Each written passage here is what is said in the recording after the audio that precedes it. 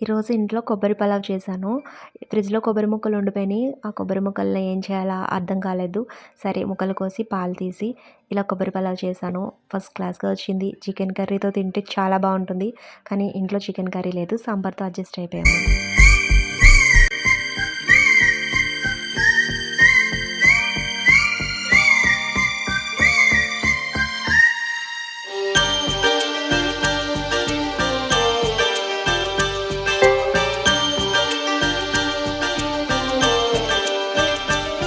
చిగురాకు చాటు చిలక ఈ అలజడి ప్రేమేగా అలవాటు లేదు గనక మది సులువుగా నమ్మదుగా